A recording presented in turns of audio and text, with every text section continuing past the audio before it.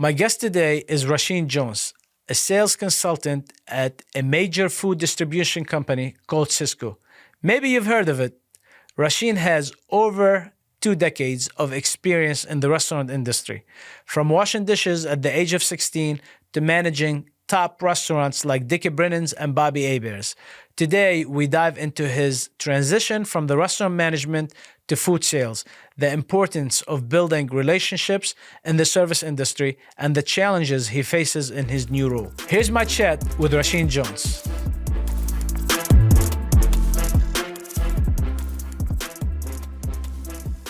So we have Rasheen Jones. How you doing, sir? I'm good, sir. How are you? I'm great. Thank you for being here. Appreciate you coming. Thank you for having me. Man, always a pleasure, Sheen. I always enjoy talking to you. We always have good conversation. Definitely. And it's always productive conversations. Productive, definitely. You know, so Rasheen, you've been in a new position for 3 years now? 4 years? 3 years now. Yeah, September of 2021. September 2021. Yeah, That's man. awesome. And you are the sales rep. What's your exact title? I'm a sales consultant. Sales consultant. I'm a sales consultant. I work at a food distribution company.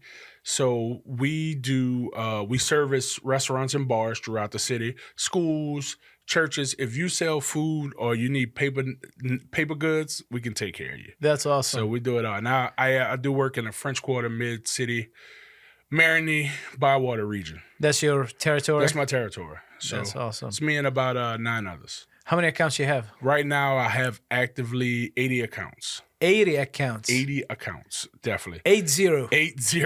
My man. That's it. You My got to man. keep going. That's awesome. Hopefully, I get another 20 before the year's out. That's awesome. That's the plan, huh? That's the goal. That's the goal. Speaking of that, what is the most a sales person has? Or you've heard that they've had? So the most I've seen one salesperson have was probably about 101, but that's mainly when you have turnover. Okay. So you take on some accounts to help out until a new person is hired, and then you offload some of that as well. But the whole thing is you can't give real good service if you are overwhelmed with too many accounts. Very true. The average, I believe, they would prefer every sales consultant to have is probably 50 accounts at the most, because you'll probably actively be shipping on a weekly basis, maybe about 35. And you have some that you keep up with, small accounts, will call accounts, pickup accounts, things like that. Gotcha. Now, when you say you have 80 accounts, 80 individual stores or 80 different companies? 80 individual stores. Got it. Okay. Each store is its own account. Some companies have multiple accounts. Mm-hmm. So that company that has multiple accounts, you still bill them separately. Got it. So every store you have to go in and kind of check out and talk to. You have a person that you connect with and bill with. But the whole thing is about relationships. Absolutely. So speaking of relationships, you've learned relationships at a very young age. Definitely. You know, from working in the restaurant business, right? How old you were when you started in the restaurant business? So my first job in a restaurant was probably 16 years old washing dishes. I did that for about 6 months, and then I moved up to a busboy. And I worked at the old Tavern on the Park, which is now Ralph's on the Park, owned by a single family. It was a military family. It was a great gig to start out, and I didn't know what I was into at the time. I got out of that, worked the grocery store, jumped back in the restaurant business at 19. And 22 years later, here I am in food sales, still somewhat in the restaurant business. Absolutely. So you worked for a very famous, the Brennan families. I did. I worked at Dickie Brennan. I worked for Dickie Brennan for about 7 years. I worked there. I started with Ralph Brennan, and then I worked for Dickie Brennan. And so working with the Brennan's establishment, you get to fine-tune and learn service. So I learned service steps, serve from the right, bus from the left. Then I worked in fine dining at a steakhouse. That was a completely different experience. And while working there, I started moving to a casual side of working in a restaurant. But I honed my skills at Dickie Brennan Steakhouse for sure. Let me tell you, man, Dickie Brennan Steakhouse, I have, it's an amazing, amazing place. Those were the days. Yeah. Those were the days. I mean, it's the steaks, it's a great place. It's a great place. Yes. Prime beef, definitely. You know? So, Sheen, you started in the restaurant business at, what do you say, 16, 17? 16, yeah. 16 years old, washing dishes. moved to a Busting busboy, tables. Yeah. became a server. At what age you became a server? So I started working when I came back from The well, grocery not store? came back. When I left out the grocery store, I was going to school. I was going to UNO, and I was working at a movie theater. Okay. I was working at the Palace Theater when it first opened. The winter after it first opened, I want to say 97, fall of 1997. Worked there for a few years, and a buddy of mine, he told me, "Hey man, come over. I'm working at a restaurant. I'm running food. I'm a food runner." And so I go to meet him, and I go over there for the interview, and the guy who he tells to hire me, he said, "Man, I'm not hiring your friend. Look how you work. Why would I hire your friend?" He's like, "No, I tell you, he's got responsibilities." About Bruce, yeah, man. I'm talking May he about rest Bruce. in peace, man. Rest in peace, man. But he said, "I'm not hiring your friend because I know how you work." He's like, "No, I tell you, he works. He has responsibilities. He has to help out around the house. He has car note. So he works." So sure enough, I went over there. I started working. I met Roy Byrie and Steve Lesson. Both of them are gone now. Rest in peace to both of them. Great men. They gave me a shot running food. I want to say maybe about a year in. He's like, "Man, I need y'all to become servers." Me and another buddy of mine started working as a food runner who I got to know there, Rashad. He was like, "I need y'all to become servers," because a lot of the servers we had working in the French Quarter were students at Tulane and Loyola. So they were graduating and moving back home or moving to wherever their job was calling them. So I became a server, and I learned from one of the absolute best, Mike Bruce. Michael Bruce was one of the absolute best old school New Orleans style French Quarter servers. He taught me the ropes, how to hold a tray, how to talk to people, how to serve as a customer and always anticipate a guest needs. He's like, "Listen, you answer every question before they ask it. If you know your po' boys are different, tell them how your po' boy is different. If they don't know what's dress, you explain what dressed is because the menu says dress. If they see couchon de lait, you explain it to them how it's pork." And so you have different things. So he taught me those little ins and outs, and that helped me along the way to hone my skills. That's awesome, man. Oh, you yeah, know, man. I tell people all the time, no matter what your goal is in life, you got to work in the restaurant business. Correct. You have to work in the restaurant because you learn so much. You learn about people. You learn about people. You learn about relationships. You learn about how to talk to somebody, and you learn gratitude as well. I've been blessed to work with a ton of old school New Orleans style servers who grew up in the same neighborhoods I grew up in, but they honed their skills by just being New Orleanians and talking to people. Absolutely. You know, obviously the restaurant business, you love the restaurant business so much. You didn't even, you transition to a different side of the restaurant business, but you're still in the restaurant business somehow. Yeah. So my question to you is, why did you decide? I mean, you started with us as a server. Yes. It was at Oceana. Correct. You got hired because Brian, right? Brian was working behind the bar. I needed a second job. How's he doing? How's Brian doing? Good. He's good. He's working at the Elijah Jane. He's doing good. He loves what he's doing. That's another guy who worked cruise ships and things like that. So he honed his people skills by working in service. So there's always a gratitude to it. Brian was working over there. He was working behind the bar. He worked with your brother. He worked with your dad. And so one day I went and see him sitting at the bar, and I was like, "Man, I need a second job." You know, it was right after the economy crashed, with the real estate crash. 2008. 2008. So this was coming up on, I want to say, spring of 2009. Things were still kind of slow. I was like, I need a job. So we talked, chit-chat. I met your brother Mo, met him, talked to him, had a great conversation with him. He's like, "Look, I'm looking for a few AM servers." I think the expansion had just happened where the cookery side came up. And so breakfast was available. It was like, "Hey, I can come in at 10. I can't do 7 because I have a night job." So I came in, and actually my second shift after I met you, I didn't show up. And so I popped back in. I was like, "Man, I got to go back, man." So I go back in. He's like, "Man, what happened to you? You didn't show up on your shift." You know what's funny, Sheen? When he hired you, he told me he hired a captain from Dickie Brennan's. Yeah. And so I was excited to work with you because, as you know, I work the AM and Mo worked the PM. Of course. So I was excited to work with you. And the first day you worked, it was like, okay, cool. The next day you didn't show up. I told Mom, like, "Man, this dude is not going to show up again, you know." But yeah, go ahead. Continue with that story. And so, you know, I show back up because, I mean, at the time we had just went to tips on check. So it was a different pay scale. You weren't getting your money every day as a server. And at Oceana, you were still making your cash every day. So I needed that supplemental. Look, I went in with the idea of making an extra 50, 60 bucks a shift. As I got back in and I got to know you all, and then we did have a conversation one time, me, you, and the guys in the kitchen. You're like, man, I can tell this person's going to be here for a while. This one's going to be here a while. Sheen, he's going to probably be here for another couple weeks and he's out of here. And so sure enough, when I would have to leave, shift change was at 4. I would have to be at work at Dickie Brennan at 4:30. So doing side work and everything, we were getting busier and busier because the fall of 2009 was the year the Saints went to the Super Bowl. True. So we had a bunch of East Coast teams come in, the Jets, the Giants, the Patriots, and the Saints went 13-0. So we were always busy. Thursday, I mean, every day was busy, but Thursday through Sunday for sure, we were even busier. So we got busy when people would come check in on Thursday or Friday at 2:30. They throw the bags in the room and they're hitting the bar. They're hitting the streets. So they come straight to the restaurant. So it's shift change. I have to get to the other job.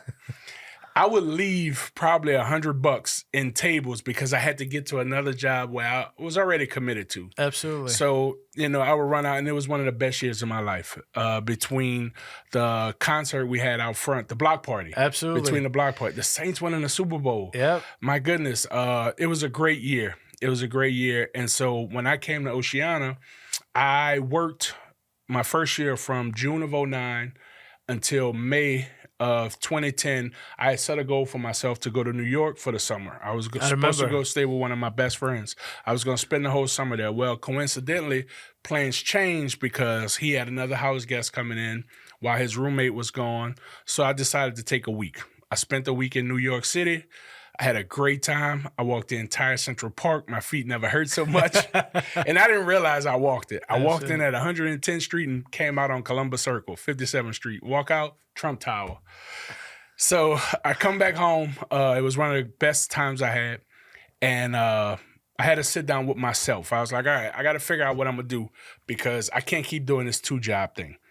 I was making as much money as I needed working breakfast and lunch at Oceana. Breakfast and lunch shift, I will walk out the door with $150, $200 in cash working breakfast, lunch. So I'm at $1,000, $1,200 a week. Dickie Brennan, I would go over and I would have to, we had tip pool because we worked in a team system and I would have to split it and it was on a paycheck and it was taxed. But it also took care of my health insurance. Definitely. So I had to make a decision with myself and I decided, hey, look, this AM lifestyle is working out great for me. I took the summer off from Dickie Brennan, and I went in and I talked to my general manager, who was a mentor to me. Great guy, man. Great guy. Great guy. George Henriquez, great guy, awesome. And it was a hard conversation to have. But he understood. He understood where I was in my life. He understood what the meaning was and why I was, resigning. And it was a great move for me because the next 4 years it took off. Things took off for me. So it was a great time. It was a great beginning to what was what eventually turned out to be a 12-year and a lifetime of friendship Absolutely. journey. Definitely. That's awesome, man. The restaurant business is a great business where you meet a lot of people and you have friends that become your friends for life because of the restaurant business, Definitely. So after that, Sheen, at some point, you started as a server, you became a manager, then became general manager. Correct. And then you were overseeing Bobby Aber. At some point, you were a kitchen manager too. Correct. So you've done it all with our company. Definitely. Now, what made you transition from the restaurant business to the food business? So food service, I was always looking for, I always want to level up. So like you mentioned just now, I come in as a dishwasher, then a food runner, then I became a server, then I tried my hand at management, then I became a kitchen manager and a general manager. So I've always leveled up. So at this point, I'm 41. We're coming out of the pandemic. Life is changing around me. I'm getting older. I'm pulling on more responsibilities, and time is becoming valuable to me. Absolutely. So I will work a 5-day work week. 50, 55 hours. But on my off days too, I was still answering emails and I just want a lifestyle change. I missed the rest. I knew I would miss the camaraderie of the restaurant business, but also at the same point, it was time for me to level up personally. Sure. applied for the position, sent in my resume. I was actually sent the job by a friend of mine. He gave me a heads up on it, and I'm like, hey, this is perfect what I'm looking for. French Quarter, food sales. I'm still indirectly in the business, but not in the day-to-day of a restaurant. Absolutely. Applied for the job, aced the interview. Within a week and a half, I was hired. That's awesome. Which was a great feeling because it felt good personally knowing that I accomplished something that I set out a goal for. Goal setting has always been a thing we've talked about before, but it was personal to me, so I was excited for the opportunity. Definitely. And it was just time. I mean, like I said, I was 41. The average age employee was maybe about 22. And so there was a little bit of a disconnect, but at the same point, I understood it as well. So I didn't want to be the old get off my lawn guy at that point. So I just figured, hey, what's better for me is to move on and move upward, in my opinion. Absolutely. And you wanted to see with all these years that you worked in the restaurant Correct. business, what did you do with what kind of experience you gained to be able to take it to the next level? Which is awesome. So now you are in the restaurant business. I mean, you are in the service. See, I'm stuck with it. Now you are in the food industry. We'll always be stuck with it. You are in the sales business, right? Correct. And how's that transition to you to go in and deal with people? Because now you have to knock door to door to get sales. Definitely. How did the restaurant business help you be able to do that door-to-door knocking to get more sales? So the transition I thought would be seamless because I'm like, oh man, I worked in the restaurant business forever. I dealt with my sales consultant. I know he shows me products. I know how that goes. I'm a people person. Well, you go through training, you get all the corporate stuff, and then it was different. You get out, and when you hear that first no, man, it was heart-wrenching. You thought, man, I came in smooth. That was good. And then I was at a loss for words. So it takes some time. The transition's easy because the terminology is there. And you think you know what most business owners want, and a lot of times you don't. So there are a lot of different factors that go into it. It was humbling at first. Absolutely. Very humbling at first. But then as the transition went on and you make mistakes, you learn from those mistakes. So it's been fun. It still is fun. Every day you still make it fun because every day is different. Every day is different. You go out and first year, I went out and I had a great year because I was the new guy. I was doing all the training. I was learning all the stuff that the old guys say, oh, we did all that. And then I had a great team to lean on. That's another thing that helps, having a great support system. Absolutely. I had a great team to lean on. Now, the second year was a little bit rough because times were a little down. Everyone had just came back from COVID, so everyone was excited. And then everyone got back into a sense of normalcy. So the second year was a little rough, so that means you got to go out and be a little bit more aggressive when you're knocking on doors and you're stopping and saying hello because you're not the only provider in town. True. There's other companies, there's other salespeople out there. They're all thinking the same because a lot of these salespeople are just like me. They used to be managers or chefs or line cooks or people who are waiters who got out of the business, and this is their transition to the next step. Definitely. So it's been a fun ride, though. That's awesome. What's your client relationship? Like, what kind of relationship you have to have with your client to be successful at your position? So the first thing is you have to listen. First things first, you have to listen. You go out, you ask open-ended questions. You have to listen to what someone is really in the business for. Some people are just stuck on pricing. Some people prefer better service. Some people want more of a one-on-one relationship to where you tell me what's going on, what's new, what's trendy, help me out in these aspects. Some people might just need a hand showing them how to better service their restaurant to where operations may be a fault. Inventory may be a question. So you just have to listen to your customer, understand what their needs are, and figure out what's the best way to help them besides just delivering them groceries. Definitely. So the biggest thing you really have to do is just listen.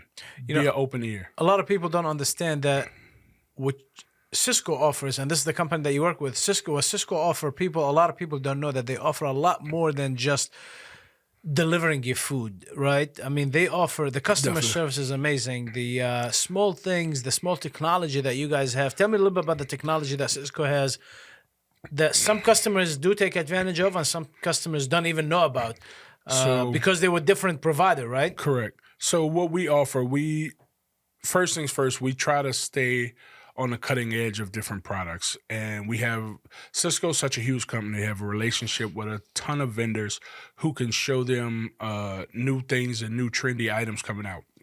We use things like Cisco Studio. We'll use Cisco Restaurant Solutions, and we'll have our websites, Cisco's Kitchen and Cutting Edge Solutions, to better service customers. Cisco Studio, we can help break down the menu down to the gram, show you what your plate cost is, show you how much you're spending on an item to let you know, hey, look, we may have to look for a cheaper product, or we can do a better quality product to where your plate cost can be at a minimum to where you reach a certain percentage of what your food cost is, and then we can factor in labor as well. We have Cisco Menu, where you come out, we go through the guidelines of your menu, we help redesign it, we give you a template, and you can go out and print your menus from there. Those are just That's a few. awesome. So, and we have Restaurant Solutions where we partner with different other companies who can help with inventory. They can help you with cleaning. They can help you with labor and hiring. And we also partner with customers like Cake and Square, to where if you're a Cisco customer, you get a certain discount for partnering with those customers, with That's those type awesome. of vendors. That's awesome. Hey, real quick. In this episode, I will be giving away a $100 gift card to the first 3 people who send me a DM on my Instagram at Rami84Bader with the timestamp of this promotion. Let's get back to the show. Cisco is a huge company. I mean, you learn a lot from Cisco. Earlier, Definitely. before we started talking, you said one thing that you really love about Cisco is the learning stuff that you have learned. Definitely. Tell me a little bit about what you like. The example you gave me earlier when you learned all about the paperwork and how to Definitely. follow steps. What's So your insight? what a lot of people don't understand is we are not a manufacturer. We are a distribution company. Correct. So we house a lot of products. We do have our branded items, but we work with partners to put our branded items in a box with our label. You still have to go out and negotiate. You have to bid. You have to put those things on shelves. So all that comes in with trucking, with freight. You have to partner with different people with that. You have to market different things. You have to price different items. So you learn a lot of paperwork with contracts. Certain customers are big where they have contracts.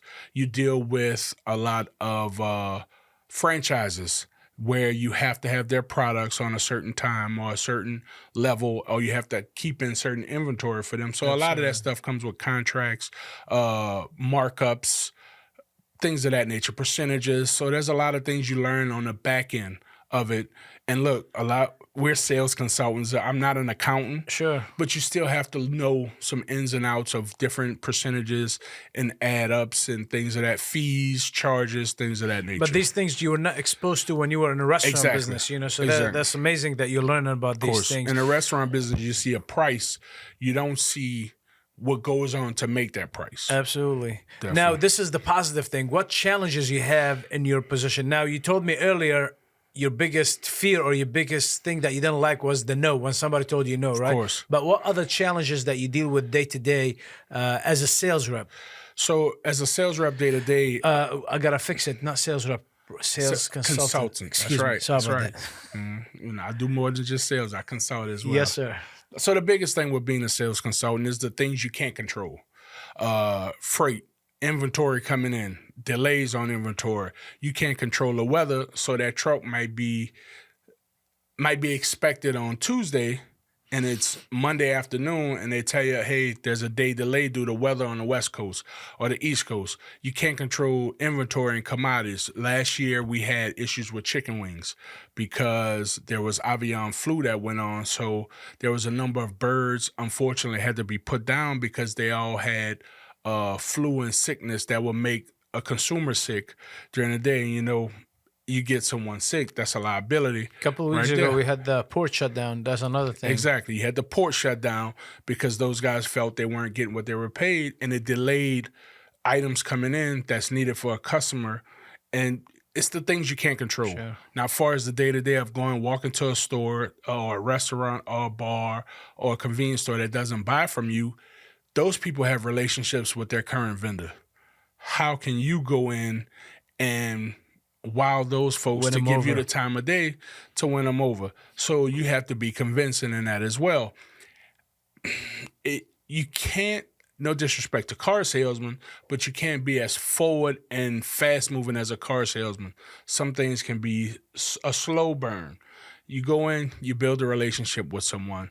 You may not open that account today, but maybe next week after showing them a few things that you have an advantage of to someone else, or your service levels may be on a different level, then you win someone over. Gotcha. And sometimes some people may just be like, hey, look, your company's too big for my store. My store is smaller. I have a vendor, a local vendor who can service me to what my needs are and get me my deliveries once a week. I don't need five deliveries a week, and I can't meet your minimums, because sometimes you have to meet minimums because it also costs to put that truck out on the road. Absolutely.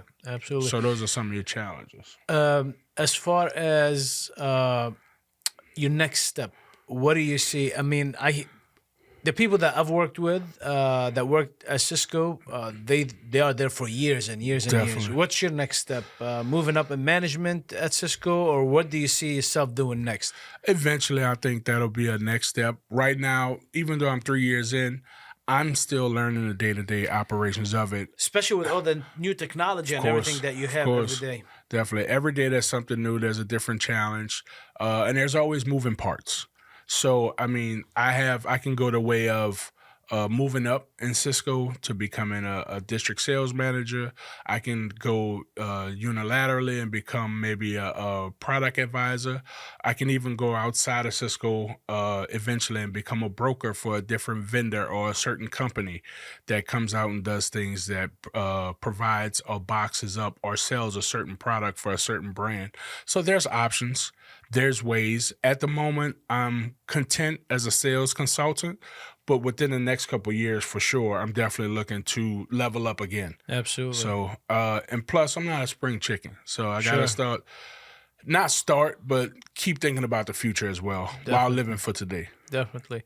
For somebody who's starting new in the business, what sales techniques you have learned in the past 3 years that you think you can pass to somebody who's just getting in the business? Learn everything you can learn. Always learning, always educating yourself, learning about products, learning about delivery levels. Go and learn the ins and outs of your warehouse. Always be hospitable, always be respectful, and be patient. Be patient. Thank the people that surround you, who's helping you out. Always be available as well. And sometimes you just have to step away for a second, breathe again, get some fresh air, and then jump right back into it. Have you ever been kicked out of a store? I have been kicked out of a store. For real? Yeah, I have been. Some things were of my control to where you... I want to know how they kicked you out. Like, one, you and the owner or you and the manager disagree. Okay. With who's at fault of something. Two, you may have your service levels may not have been there because you had a bad week, sure, or a bad month, and so those are a lot of the uncontrollables you have. And so when you go in and you're just like, hey, look, can we talk about this and make this right? Absolutely not. I'm done with this. I'm done with that. I've given you guys all I can. I've been patient with you. I'm just over it. I'm moving on to this company over here. Do you think people use that as an excuse just to move to a different company, or they usually, like, let's say a truck is late one day, right? I mean, things happen, right? And next thing, you lost that customer because the truck is late. Do you think that's reasonable? In their defense, sometimes it becomes a habitual thing. Sure. But if it's a one-time deal, no, it's an excuse because they probably have a buddy who works somewhere, or someone maybe came in and offered them $1 more than you can offer them, or a discounted price on their most bought product. So, I mean, they don't want to let you down hard, so they find the loophole and excuse and be like, all right, you guys have been doing this too long, I'm out. And it probably was one small incident where maybe we mislabeled the product and delivered the wrong thing, or the truck was late one time. So Gotcha. yeah, there's ways. Look, man, we are, I mean, unfortunately, sometimes one person can give a company a bad name. Correct. If a server does not treat the customer, in a restaurant business, if a server does not treat the customer right, absolutely, people don't go say, quote unquote, John did it. Yeah. They say the restaurant name did it. Of course. You know what I mean? The same thing with your business. When something goes wrong, they're not going to blame the driver. They're going to say, oh, such and such, Sysco did this and did that. So yeah, it's very unfortunate that sometimes one person can give a bad reputation across the board. Sheen, if let's say for some reason you did not get the job that you wanted after the restaurant business, what would have been your next move? I would probably still be in the restaurant business. I would probably still be working alongside you, but I would probably have looked for a different capacity. I would probably have tried to find a different position, and I would probably still be looking to see about maybe some kind of a marketing role or maybe a consulting role with a different company. But I think, honestly, I was so comfortable where I was because I was made to feel comfortable, because I was always comfortable with the relationship. We had built such a great friendship to where it was a professional relationship, but at the same point, we can talk, and we were open enough to discuss if there was a problem. Definitely. So one thing I was always taught, I was taught by my grandmother, if something's my fault, admit it.